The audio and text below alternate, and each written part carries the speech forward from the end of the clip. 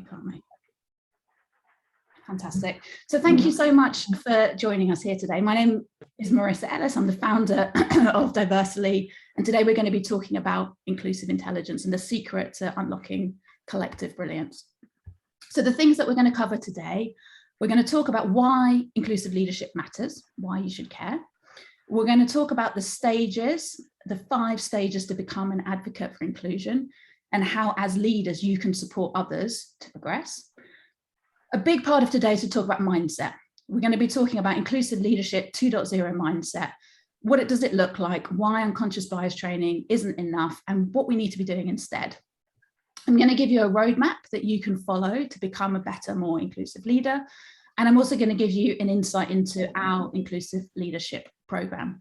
Welcome to those people joining. I hear the beeps. Put your videos on, come and join us and get settled in. So today, I'd like you to come into today's session with a mindset of curiosity, authenticity, and courage. These are inclusive behaviors. These are inclusive ways that inclusive leaders behave. And these are things that you can bring into your life, but also I encourage you to bring into today's session. So if I can just get a thumbs up from people, if to say, yeah, this is the mindset I'm coming into today's session with, that would be fantastic. Brilliant, thank you.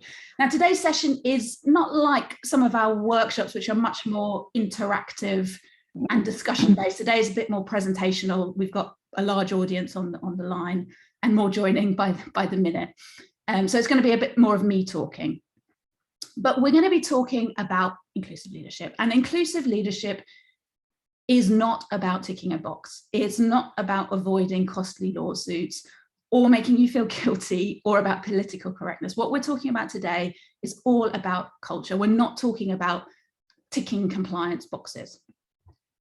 So just to give you a little bit of background in terms of Diversily, the work that we do centers around helping teams unlock collective brilliance and helping them achieve more by taking a human-centered, purpose-driven approach to business. Our work centers on inspiring inclusive innovation, and we help organizations with inclusive leadership, creating a culture of belonging, and creating impactful strategies. Today's session, we're going to be focusing in on inclusive leadership, and even more specifically, we're going to be talking about mindset. So let's start by defining what we mean by inclusive leadership. So inclusive leadership is about creating an environment of involvement, respect, and connection where the richness of ideas, backgrounds, and perspectives are harnessed to create business value and impact. We're talking about creating business value and impact.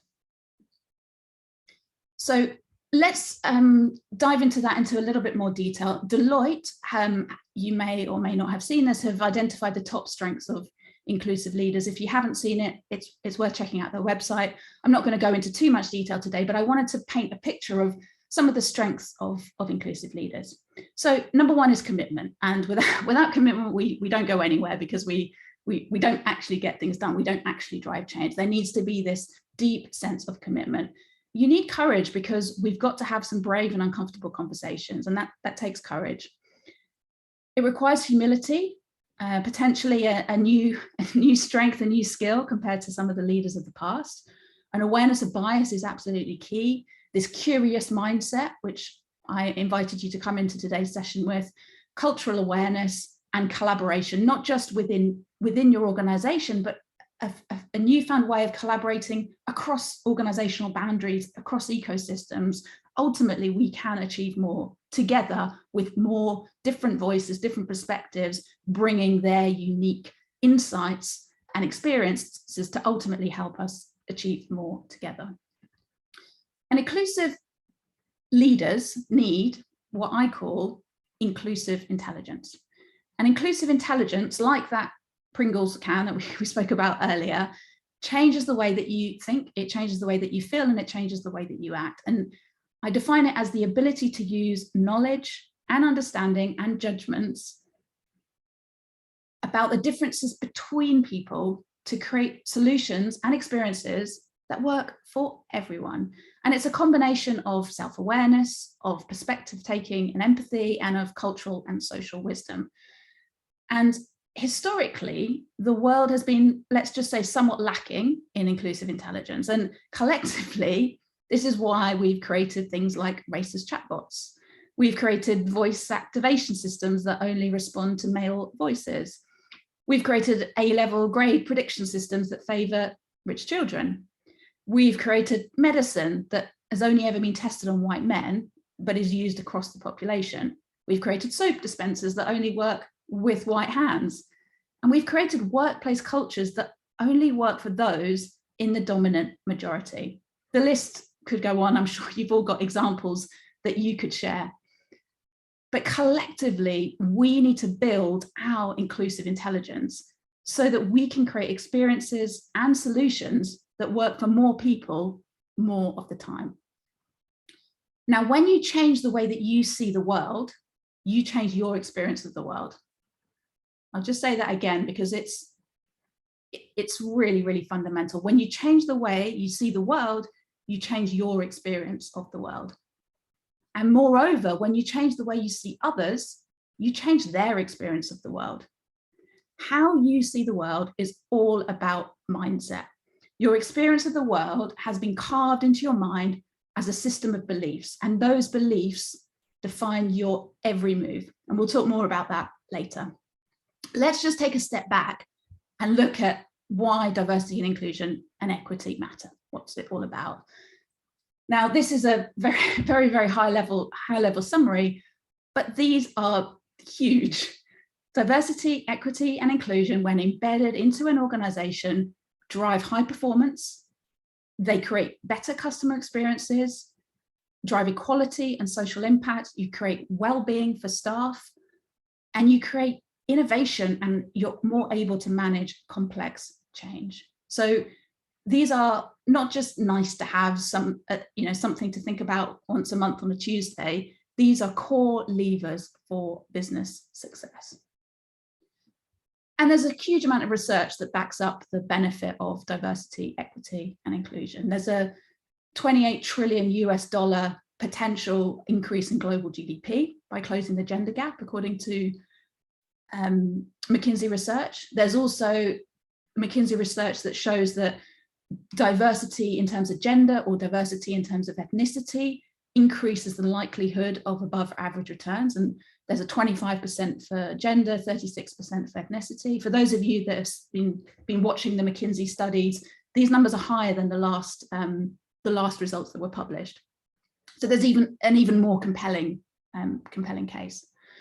Leadership commitment to diversity and inclusion nearly doubles employee sense of inclusion, and that employee engagement, that employee feeling of being included, can increase profitability and productivity by 20%. So we're talking about, huge increases, huge benefits to businesses. But why isn't this happening? If there's such a compelling case for this, why is it not so? Well, let's talk about why now. Why is now the time to step up? Why is now the time to drive this change? Well, the first thing is that historically there hasn't been the research, whereas now there are countless studies. There are countless studies that show the benefits. I've shared some highlights with you, but there are many, many more out there.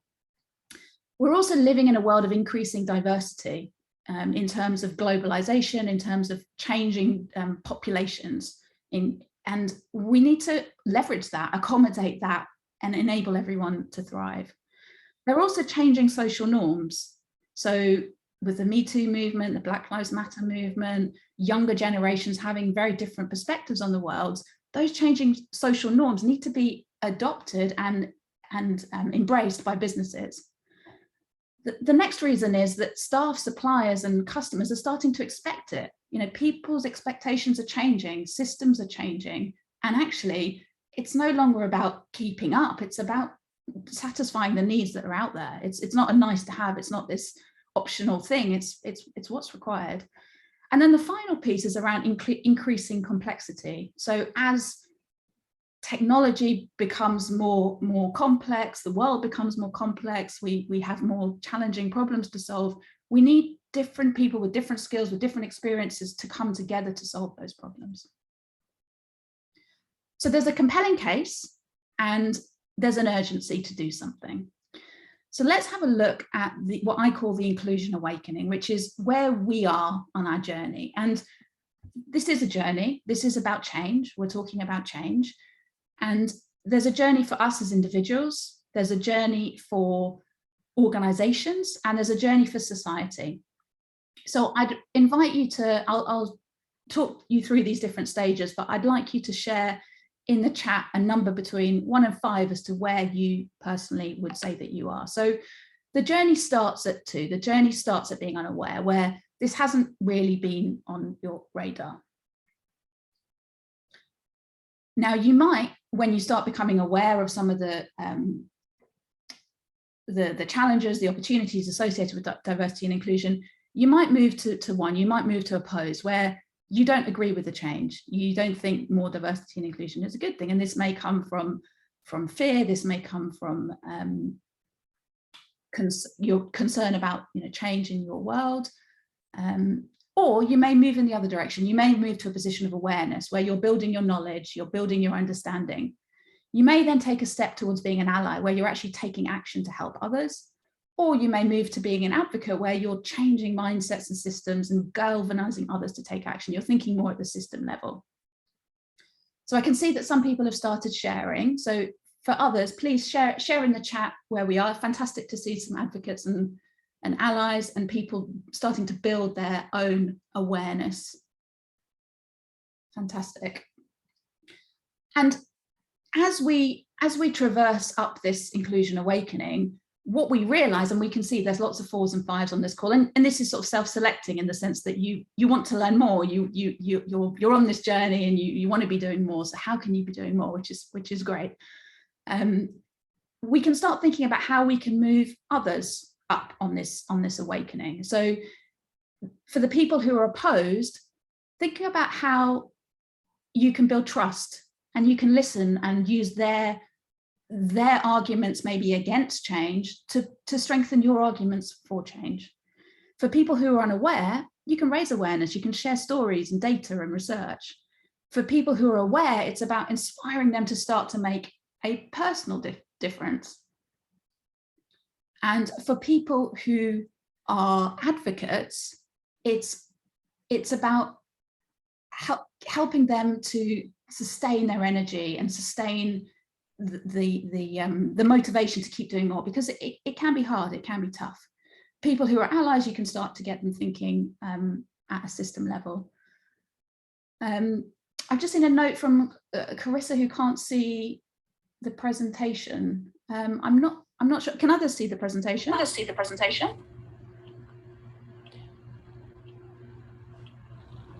Yeah. Yeah. Yes. Yeah. Yes. Yeah. I'm not sure. I'm not sure. If I'm able to help you on that, I can slide on screen. Number 1 to 5. If you can go off. If you can go off. You can go on to mute. You can go on to mute. Sorry, a bit of an echo. It might be a case. It might be a case of logging out and in again, and maybe it will move here or move. I'm sorry. I'm not going to be able to help. Okay, no problem. I'll log off and come back in again. Okay, thank you. Okay, thank you. Okay, and I think that was the echo as well. Okay, right. So what I'd like you to think about is, it's fantastic to have, oh, thank you for sharing them, Wade, amazing. To think not just about where you are, but how as inclusive leaders, we can help to move other people along. And if you want to take a screenshot of this screen, we've run workshops where this is all. Oh, sorry, there's another echo. Sorry, there's another echo. Someone go on mute. Go on mute. Okay. Where we just help people, give them a common language and talk about where they are and where they'd like to be and what they can do. Now, change isn't just about sort of stepping up on this spectrum, if you like. We've had hundreds of leaders who've gone through our inclusive leadership program, and we've seen their journey, if you like, and we've seen what it takes for them to drive change. And we've seen some people accelerate and some people go a bit slower. And these are the factors that will affect your ability to change. Number 1 is your internal desire. Internal desire is what motivates us. It's what drives us. Your external pressures. Are you in an organization that is pushing for this, or are you in an organization that isn't really thinking about this? That's going to make a huge difference. your awareness based on the factors in the chart we just saw, your lived experiences and your privileges make a huge difference. What you've experienced in your world is going to drive so much in terms of your motivation to drive change. Your own beliefs and biases, and we'll talk a bit about that later, and your personal preferences. So we'll do another very quick exercise.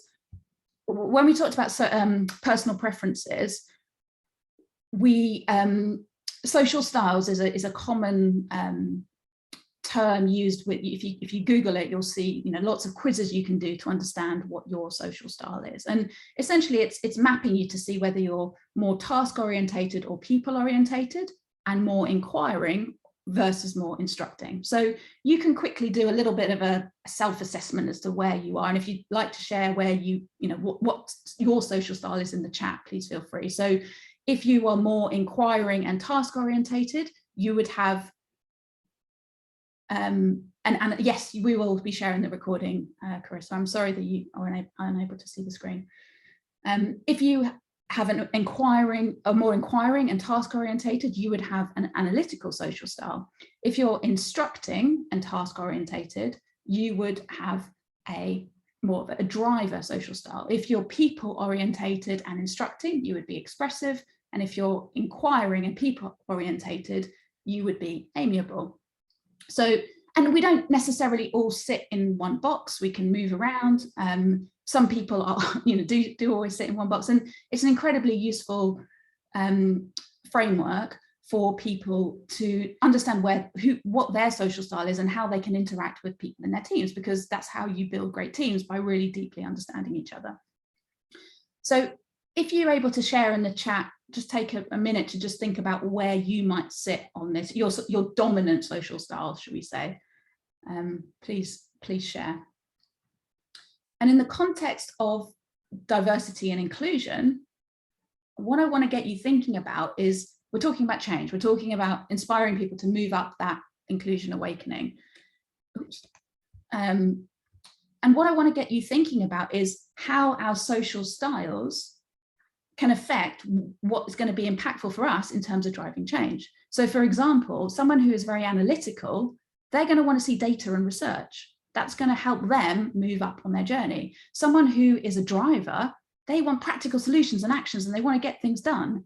Someone who's expressive and energizing and wants to talk about inspiring people, they want stories, they want case studies, they want to relate to people, they want inspiration. And someone who's amiable is all about networks and relationships. So you can start to see that, the future of work, I don't want to digress too much, but the future of work is all about personalization. That is a given that people are slowly coming to appreciate. We need to create a future of work that works for everyone. And by starting to understand individuals, we can start to create a better world that works for everyone and doesn't just assume everyone is the same. So hopefully this gives you a little bit of food for thought, both in terms of how you can move yourself forward and some of the things you can start doing, but also what might just create a nudge for the people around you, what might help them to take their next step forward. So I'd like to introduce you now to the Change Canvas, which is our flagship tool at Diversily. It's used for organizational change, individual change, and even ecosystem change. It's a really simple framework for mapping our change journey. The reflection board is for looking back and understanding why. The vision board is for mapping out your future, your vision, your aspirations. And the progress board is for turning ideas into actions, into results. And people who come on our inclusive leadership program and others who don't complete this inclusive leadership change canvas to help them know who you are and why you want to change, know what you want to achieve, and know how you can make it happen. So turning your things that you could do, your ideas, into commitments of things you will do, and then celebrating your successes in the results board. And the inclusive leadership change canvas, I don't expect you to be able to read all of the text on here, but you can see that there are a number of questions. We have a toolkit called the Inclusion Toolkit, the Change Canvas Inclusion Toolkit. I'm going to share the link now in the chat. And it contains a whole host of Change Canvas guides, and the Inclusive Leadership Change Canvas is one of them. And you can download that, and you can just take the time to start thinking about your personal inclusive leadership journey. So I highly, it's free, by the way. There's no strings attached. It's, and all we ask from our side at Diversily is, if you like what we're talking about, if you like our tools, share them, help spread the word, just retain our branding and just credit us when you talk about the things that we've been talking about. But apart from that, please, let's try and inspire as many people as possible together. So I encourage you to download that toolkit. The inclusive leadership is one of the frameworks in there that you'll be able to use to reflect on your journey. And thinking about your own inclusive leadership roadmap, because one of the things I said we talk about today, I wanted to map that out for you so you can start to get a feel for what does it actually look like? What are the things that I need to do to become an inclusive leader? So you need to lay the foundation. You need to know yourself. You need to understand the experience of others. You need to be an inclusive role model. You need to develop your skills. There's a whole host of things that can be taught.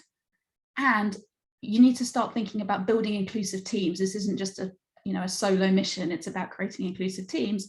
And then finally, you need to start thinking about embedding inclusive practices. So product development practices, recruitment practices, promotion practices, embedding this into the way that you operate. And when I tell you more about our program later, I'll dive into some of these areas in a bit more detail so you can get a sense of some of the things that you can start developing either by yourselves or with our support to take your next steps on your inclusive leadership journey. But I wanted to talk today, the kind of main message in today's session is all about mindset. Mindset affects 100% of your results in business and in life. So let me just repeat that. Every result you are or not producing in life and business is a direct result of your mindset. And when you can truly understand that, you can use that to inspire your own personal development, and the results can be extraordinary. I've seen it for myself in terms of the change that I've experienced in my own life. And we need to move from unconscious bias training to intentional belief shifting. The reason unconscious bias training is not delivering the real change within organizations to create more diversity and inclusion is because awareness is not enough. Inclusive leadership is about being brave enough to not only understand your limiting beliefs, but to create new action loops that actually rewire your brain to get better results. So let's dive into that in a little bit more detail. So I want to introduce you to the belief cycle. Your beliefs affect your thoughts, which affect your feelings, which affect your actions, which ultimately determine your results and your outcomes. Limiting beliefs create limited outcomes. Now, beliefs come from the meaning that you gave to your early childhood experiences. Everything you hear as a child, and it's an interesting take when you're a parent, everything you hear as a child is part of your belief system today. Neural networks are built to record every experience that you have, and limiting beliefs are informed by your experiences, and these beliefs become encoded into your brain, and they're then used to help you react to future situations. And beliefs drive your subconscious behavior. They dictate your thoughts and ideas on a moment by moment basis. And it's these beliefs that create this resistance that causes you to say no to things. Now, we only pay attention to a small proportion of what's going on around us. When you're pregnant, for example, or on crutches, let's say, a temporary phase in your life, suddenly you notice how many other people are pregnant or are on crutches. Your brain filters on what it considers to be important. If you start noticing positive things rather than negative things, you start having more positive experiences. There are beliefs that you hold today that are preventing you from seeing the truth. It's a hard pill to swallow, but that's the reality. And that's because your beliefs are creating this invisible filter on what you're choosing to pay attention to. So to begin your journey, or to continue your journey to be a better, more inclusive leader, you've got to be prepared to ask yourself some tough questions. For example, what beliefs do I hold that no longer serve me or are creating blind spots? What am I wrong about? And that's a tough one. And how are the people in my team really feeling?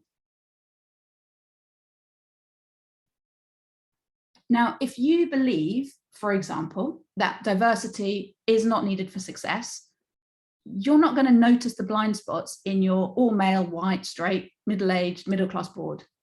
You believe, if, however, you believe the extensive research that shows the benefits that we've talked about today, then the board diversity, you're going to notice it. You're going to see it, and you're also going to be motivated to change it.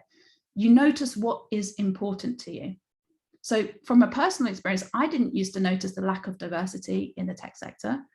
I didn't notice being the only female in the room again and again and again, because I didn't believe it was a problem. I now found it impossible not to notice the lack of diversity when I see it, because my beliefs have changed, my beliefs have shifted. So if you believe you can, or you believe you can't, the chances are you're probably right. Now, if you grew up in a world that taught you that you were not good enough, this will be embedded. Those beliefs could be connected to your unique personal circumstances, but the reality is limiting beliefs form as a result of racism, of sexism, of homophobia, of ageism. So this is fundamental stuff. So let me share a story with you. I was talking to a contact of mine only last week, American guy, and he found himself in a terrible situation where his 14-year-old son was admitted to hospital, and he became very ill. And after many tests and much waiting and several visits, he found himself in a quandary, and he didn't agree with the treatment plan that the hospital was suggesting.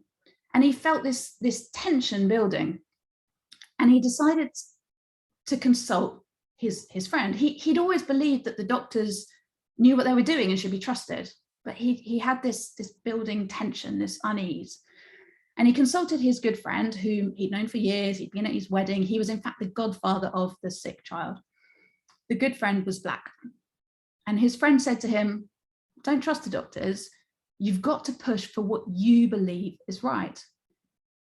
And then he said, as a Black man, when I'm in hospital, I have this deep sense that my life is worth less than the lives of those around me.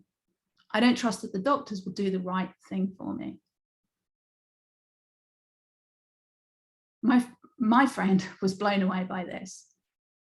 And it comes down to beliefs. It's a really sad story, and it comes down to beliefs, because every childhood belief that was formed by these men were different, and those beliefs were directly influenced by their skin color. As a white boy, it was about trusting the doctors and the police and the lawyers and thinking that they're there to care for me and protect me. I can trust them. Whereas as a Black boy, I'm told I'm likely to experience discrimination and the world is not fair, and I'm actually taught how to navigate this unfair world, not simply to trust it. Very, very different experiences, very, very different beliefs that drive very different behaviors and actions. Now, the good news is that we can change our belief system, and for the future of humanity, it is critical that we do. And we need to do the work to change ourselves, but we also need to change the broken systems that are influencing the beliefs of others, of everyone around us.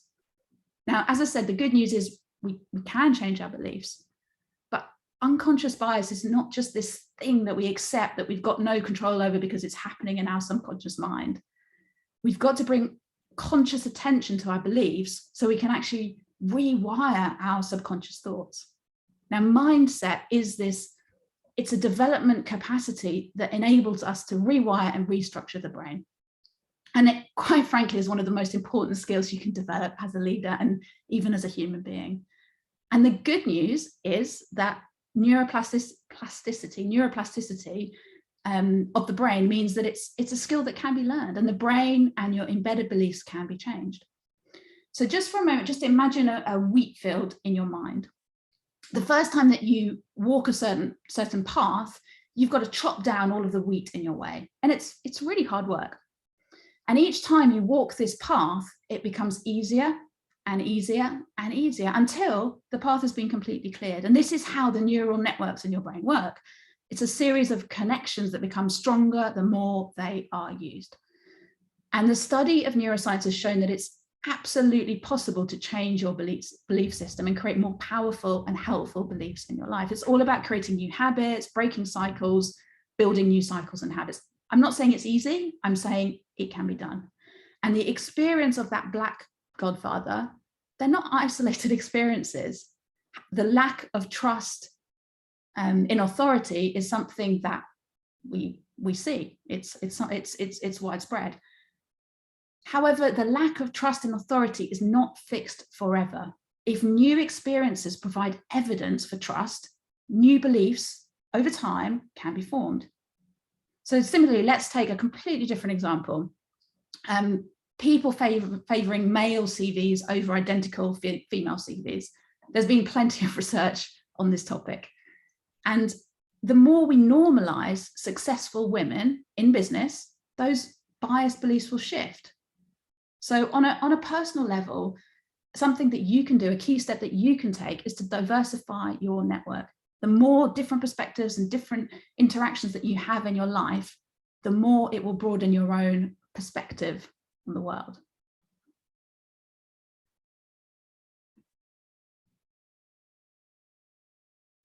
So to share a little bit more on our brain. Now, to thrive, we need to be in a powerful state of mind.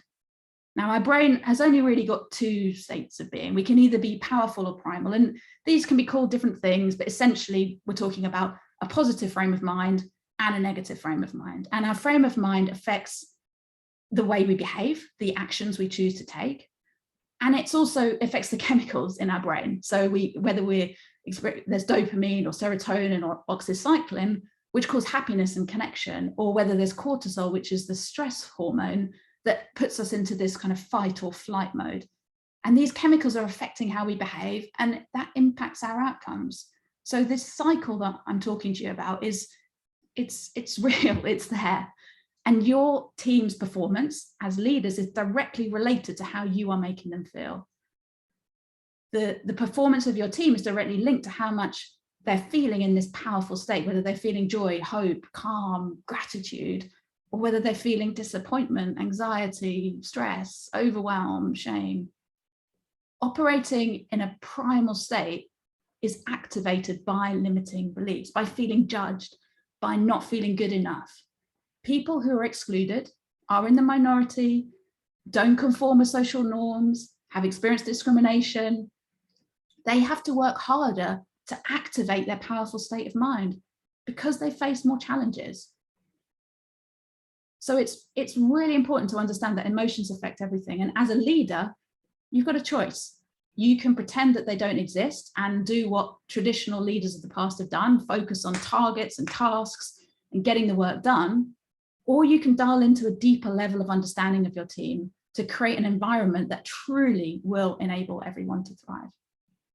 So the advice I often give people is think about how you want to make your team feel. How do you want them to feel? And then do everything you can to make this so. What are the things you can change? What are the things you can do to give them this experience, these feelings that you want them to have? And turning limiting beliefs into empowering beliefs it's a game-changing concept. And the concept can be applied not just for ourselves, but for others in our team, and more broadly to take a more intentional approach to cultivating company culture. So I won't digress, but I could give another big talk on this topic, which is shared values within an organization are not enough. Just talking about, we care about inclusion and we care about innovation and we are all about team building or team success. That's not enough. You've got to go deeper. We need to have shared beliefs. We've got to go deeper. Now, I know this can be quite a lot to digest the first time you hear this. So take the time to process what I'm telling you. You can listen again to the recording, but I would really encourage you to think about how you can apply what I'm saying in your world. And if you need help with this, you know where to come. So we'll go back to the change canvas, where we've mapped out this concept of belief shifting into some steps that you can take, so you can map out in your world, what in that reflection board, what are your limiting beliefs? And this can be very hard to do for ourselves. It's much easier to notice the limiting beliefs in others than it is to notice the limiting beliefs in ourselves. And first of all, even just understanding our beliefs can be challenging, because they're sort of wired in, we just act. We don't necessarily recognize that it's based on a belief. So becoming conscious of your beliefs that are driving your actions is the first step. And then recognizing which of these are no longer serving you. And then starting to define new empowering beliefs in the vision board. But then you need to find evidence. You can't, your brain doesn't just go, oh, right, that's a good idea, I'll just believe that. It doesn't work like that. Your brain needs evidence to back up why this empowering belief is true, because you need to actually believe it. Then you can start taking action in line with those beliefs. And over time, that wheat field in your mind, you create these new neural pathways, and that ultimately drives your success. So let's make this a bit, I've given you some sort of theory, if you like, around this concept of belief shifting, but let's make it a bit more real by giving you some examples. So we'll start by looking from a leader's perspective. So this is an inclusive leadership mindset 2.0, moving from limiting beliefs to empowering beliefs. What might that look like?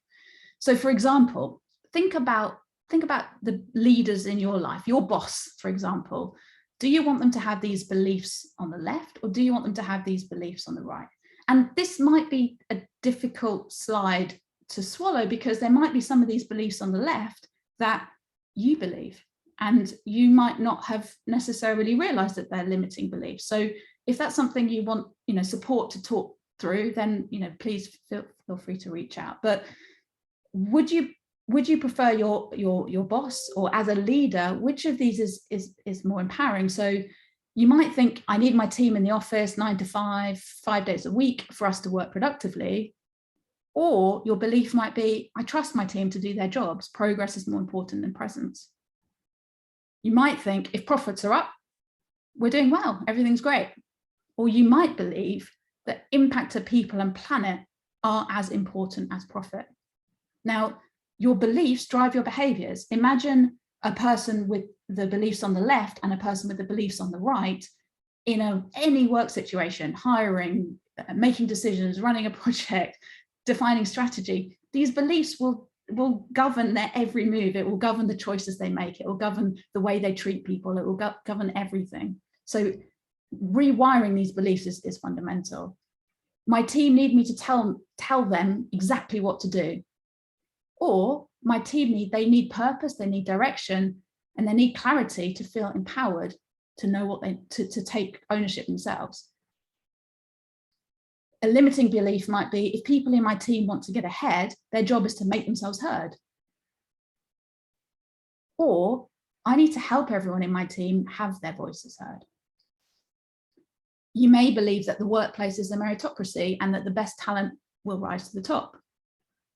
Or you may believe that systemic bias exists in the workplace and I need to be proactive in combating this. You may believe that you need to treat everyone the same.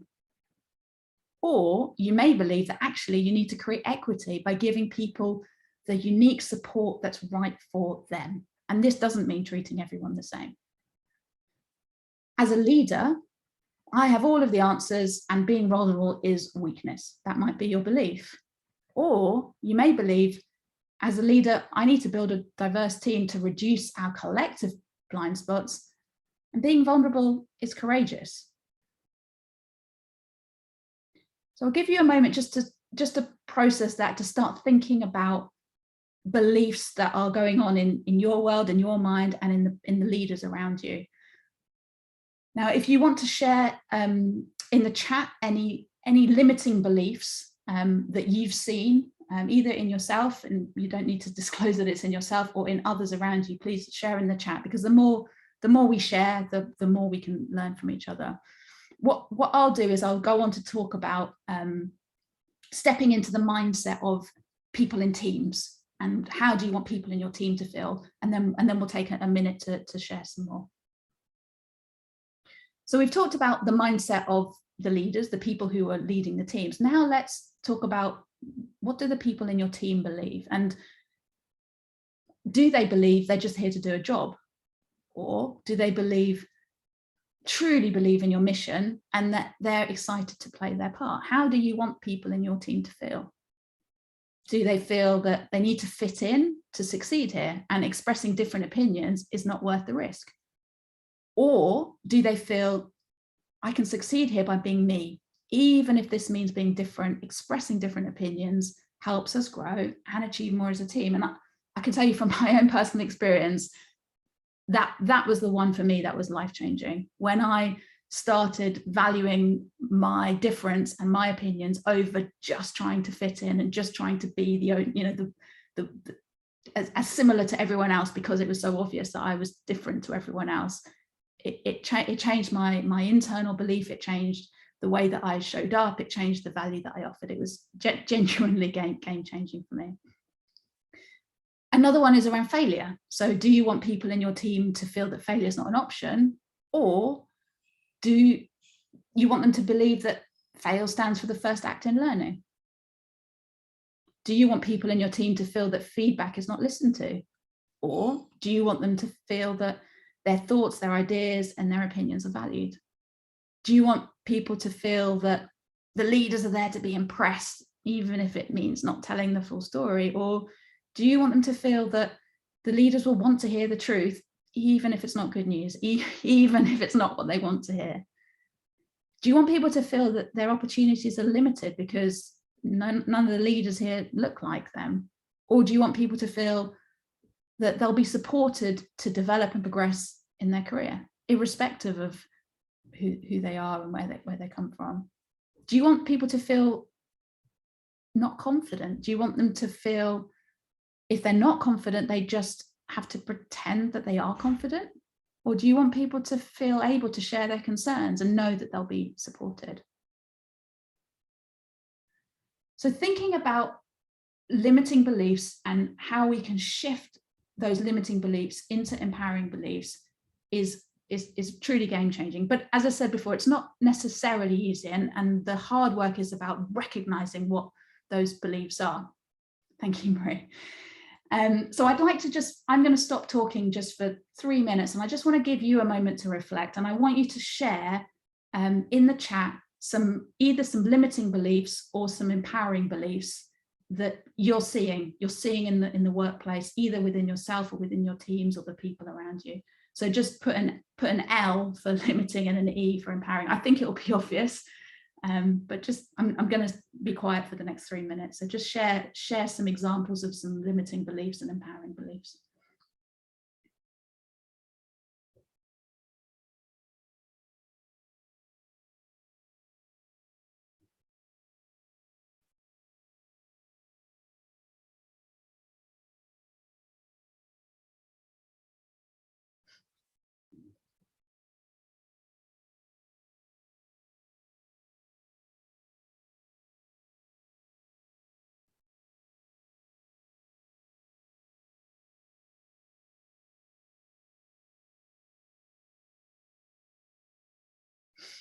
Faison, I've seen you just missed. So you've come back to a moment of silence, a moment of reflection. What we're doing is we're sharing in the chat, either proceeding with an E for empowering beliefs or with an L for limiting beliefs. So thinking about beliefs that are embedded either in yourself or in your teams or other leaders within your organization.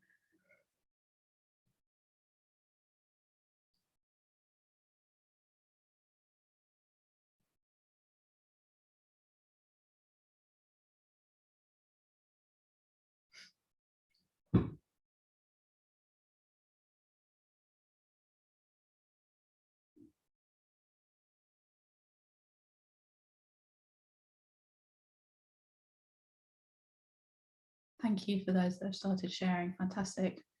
My leader cares about me as a person. It's empowering. It makes you want to do well. If I don't solve the problem, no one else will. It's probably not true. They might not solve it in the same way as you would want, but that's something else. Sometimes you have to let go to give yourself more opportunity elsewhere.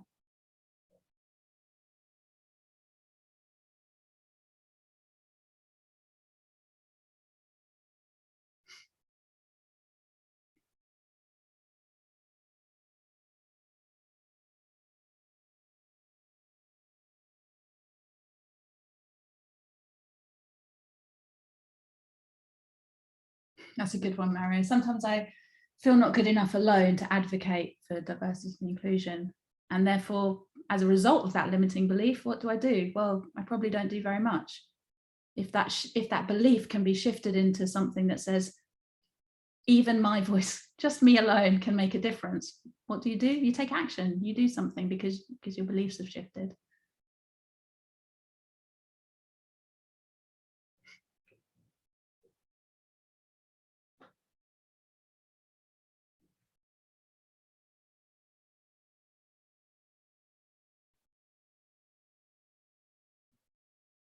I'll just give you another minute or so just to share any other either limiting or empowering beliefs. What you've shared so far is great.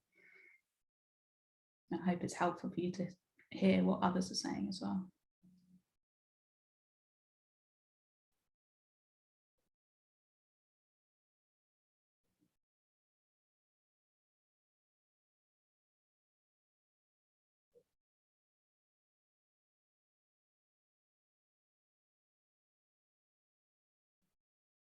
And I think the one that Nancy just shared is, I mean, I've come across that more times than I can tell you, people who say, I'm scared of saying the wrong thing.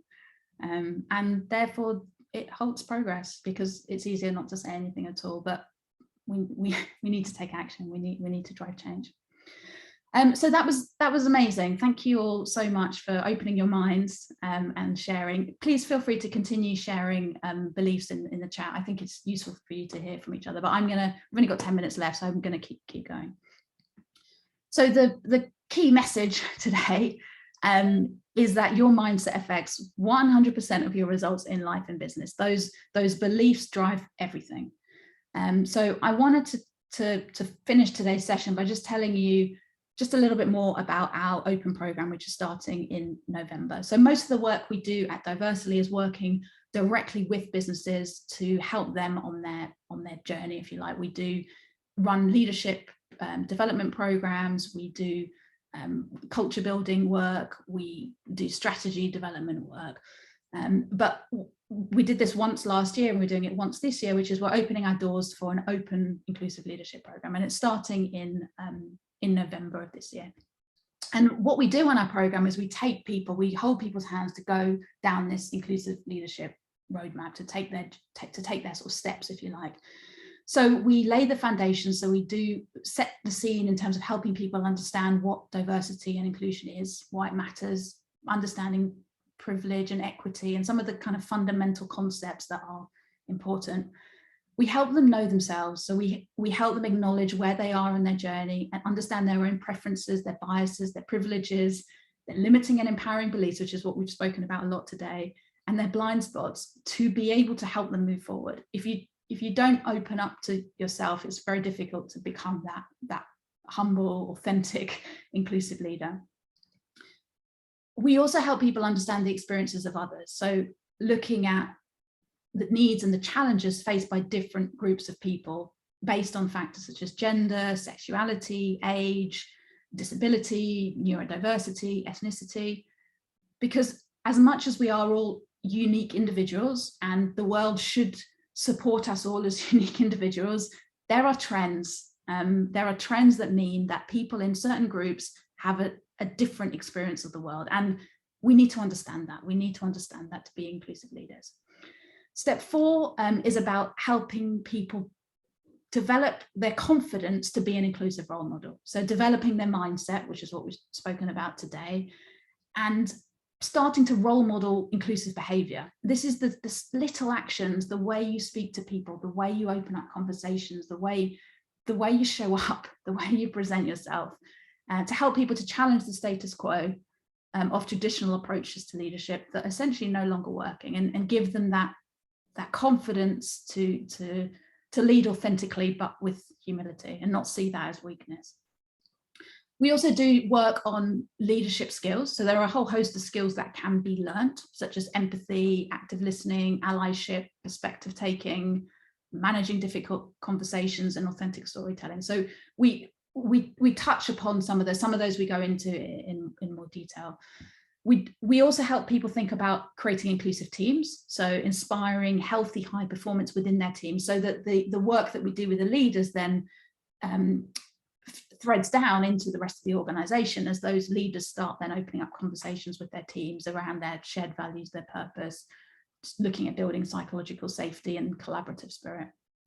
And then the final piece is around looking at inclusive practices, so embedding diversity and inclusion into the way that you operate. And we some of the areas that we touch upon are recruitment. We talk a lot about inclusive meetings, and then we give you the tools, if you like, to start thinking about promotions and inclusive product and service design, and some of the things you should be thinking about when putting on events.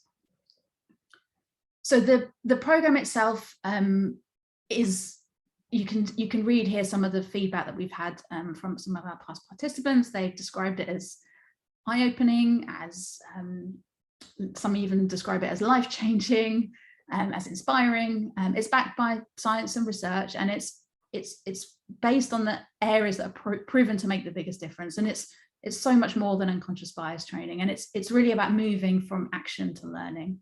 So at Diversily, we consider ourselves to be different from some of the other kind of players, if you like, in this market, because we've got original thinking, our unique frameworks, and we take an approach that really drives change. We've got high impact facilitation. I've got an incredible team of facilitators, and our focus is on diversity, equity and inclusion for team performance. We're all about helping people managers do better by their people to get better results.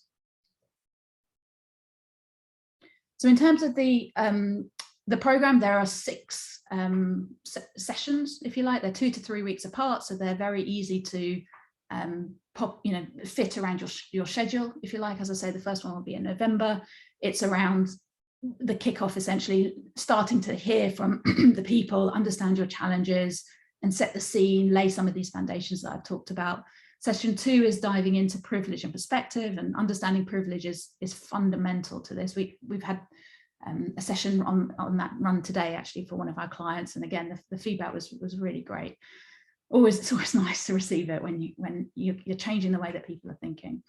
Session 3 is about inclusive interactions, and we talk a lot about meetings. We all spend so much time in meetings, so let's make those meetings matter. 4 is the power of empathy, and we've got an incredible guest called Jo Berry, who's her father was actually killed by the IRA, and she's amazing. She built a relationship with the man who killed her father over a series of hundreds of meetings, and she is now working in international peacekeeping, spreading the power of empathy and how you can disarm people by actually being empathetic, and how she wouldn't have this relationship with this man. Anyway, it's a big story, but she's amazing. So she's going to be talking about the power of empathy, which is amazing. We've also got a recruitment expert who runs a recruitment company coming to talk about inclusive recruitment, and then the final session is all about change and how do we embed the change. So whether you want us to work together, or whether you're just thinking about what you can do within your own organization, the business case is key. So thinking about how do you justify this, and when you start looking at the benefits, it becomes a bit of a no-brainer. So retention gives you reduced recruitment costs, increased engagement, drives productivity, fewer blind spots, you make better decisions, ultimately you make more money, you don't waste as much money, customer value, results in bottom line revenue, improved brand, well, you've got a competitive edge, you're going to make more money. So the business case for this is very, very compelling. So, and hopefully you can screenshot this slide if you're looking to create arguments within your own organization to get the budget, you can use some of this. But actually, what you really want to do within an organization is be committed to doing this and know that you're doing it for the right reasons. But business is business, and sometimes it needs to come down to the kind of finances. So there are a few tips for you. In terms of the actual program, the standard rate is $1,295. It's currently on at half price.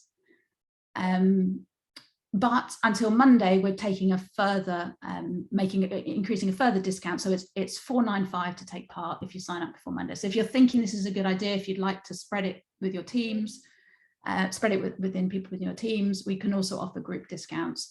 We also offer a satisfaction guarantee. So if you like our approach, you're willing to put the work in, we'll offer a full money back guarantee to anyone who, despite attending all the sessions, completing all the suggested follow-up, doesn't emerge from the program with the firm belief that they're better equipped to be a more capable, inclusive leader. That hasn't happened yet, but that offer stands. Our role in life is to help people create a transformation in themselves. That's ultimately what we're about. And if we're not creating that transformation, then we don't want to charge you for that. But we want to create powerful transformations in the people that we work with. So today's session is about to close. So what I would like to do is I'd like to share a little feedback form with you. I hope I've given you a lot of value today, so I would really appreciate 1 minute of your time to complete the feedback form. If you just want to open that in your browsers now, it will literally take 30 seconds, so I'd be super grateful. So just to summarize, today we've talked about why inclusive leadership matters. We've talked about the 5 stages to become an advocate for inclusion, and also given you some food for thought in terms of what you can do to move yourself and others forward. We've got a lot of people who are 4s and 5s on this call, so how can you help others to move along? We've talked a lot about that mindset shift and what it takes to turn limiting beliefs into empowering beliefs. I've talked about your inclusive leadership roadmap, and I've given you an insight into our program. So with that, I'd like to end today's session with a hug. I hope I have given you the hunger to do better, the urgency to take action now, and the inspiration to tap into your inner greatness. Everyone on this call is capable of doing amazing things. So I hope this has been a good nudge to do something amazing. So thank you all so much. Please, as I say, take a moment to fill in that feedback form. It really will only take you 30 seconds. And I would be super grateful for the feedback. And I'm happy to stay on the line if anyone's got questions or anything they want to talk about. But with that in mind, I don't want to eat into any more of your time. A massive thank you to everyone, and have a wonderful day. Thank you.